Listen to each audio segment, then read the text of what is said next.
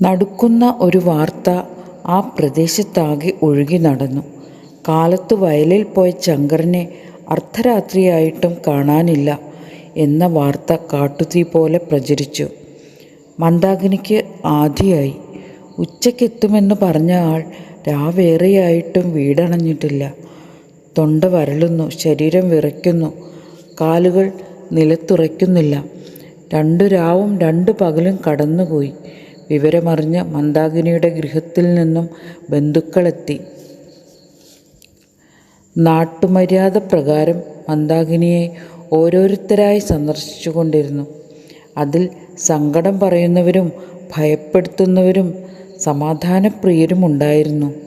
ഉറക്കവും ഭക്ഷണവും നഷ്ടപ്പെട്ട മന്ദാകിനി പിച്ചും പേയും പുലമ്പുന്നുണ്ടായിരുന്നു. സരോജം ഇടയ്ക്ക് കൊണ്ടുകൊടുത്ത പൊടിയരിക്കഞ്ഞിയിലായിരുന്നു ജീവൻ്റെ ആധാരം. 3-ാം ദിനം അവൾ പുറത്തിറങ്ങി. തൊടിയിലെല്ലാം, കുളപ്പുരയിൽ, കുളത്തിൻ കടവിൽ, തോട്ടിൽ, വയലിൽ എല്ലായിടവും ആധിയോടെ അന്വേഷിച്ചു നടന്നു.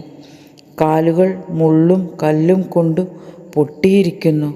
ദാഹവും വിശപ്പും ശരീരത്തെ ആക്രമിച്ചുകൊണ്ടിരിക്കുന്നു. ഇനി തനിക്കൊന്നിനും കഴിയില്ല എന്നവൾക്ക് തോന്നി.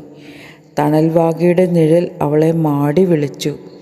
അതിൻ്റെ പൊന്തി നിൽക്കുന്ന വേരിൽ അവൾ തളർന്നിരുന്നു. മിഴികൾ രണ്ടും നനഞ്ഞൊലിച്ചു കൊണ്ടിരുന്നു. ശങ്കരേട്ടാ, അങ്ങ് എവിടെയാണ്?